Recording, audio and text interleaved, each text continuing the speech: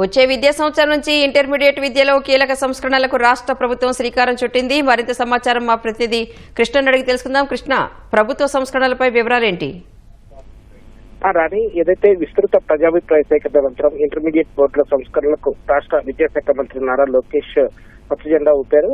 Board of intermediate education 77వ సమావేశం అమరావతిలోని అసెంబ్లీలో తన ఛాంబర్ లో నిర్వహించారు. ఇందులో పలు కీలక నిర్ణయాలనేది మంత్రి నారా లోకేష్ తీసుకున్నారన్న.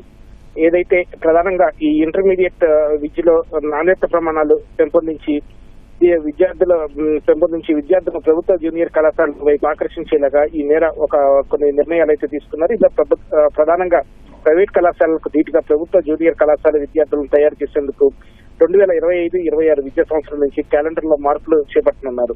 దీనికి సంబంధించి విద్యా సంవత్సరం నుంచే జూన్ 1వ తేదీకి బదులుగా ఏప్రిల్ 1వ తేదీ నుంచే ప్రభుత్వ కళాశాల ప్రారంభం కానున్నాయి. అలాగే జూన్ 1వ తేదీకి బదులుగా ఏప్రిల్ 7 నుంచి ఇంటర్మీడియట్ మొదటి సంవత్సరం విద్యార్థులకు అడ్మిషన్లు ప్రారంభిస్తారు.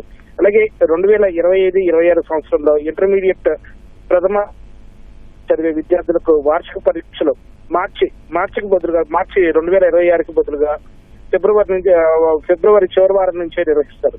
అలాగే ట్యాబులేషన్ రిజిస్ట్రేషన్ పూర్తి స్థాయిలో డిజిటలైజ్ చేయాలని నిర్ణయించారు. డిజి లాకర్, వాట్సాప్ గవర్నెన్స్ ద్వారా సజావుగా ఆన్లైన్ యాక్సెస్ ఉండేలాగా 1973 నుంచి 2003 వరకు ఇంటర్మీడియట్ బోర్డు ఫలితాల డేటాను డిజిటలైజ్ చేయాలని చెప్పి కూడా ఈ బోర్డు సమావేశంలో పలు కీలక నిర్ణయాలు తీసుకున్నారు. అలాగే విద్యార్థుల సబ్జెక్టు ఎంపికలో కూడా ఎంపికలకు సంబంధించి సౌలభ్యాన్ని పెంచాలని కూడా నిర్ణయించారు. ఈ విద్యా సంవత్సరం మొదటి సంవత్సరం నుంచి విద్యార్థులు సెలెక్టివ్ సబ్జెక్టులు 2వ సబ్జెక్ట్ ప్రవేశపెట్టారు.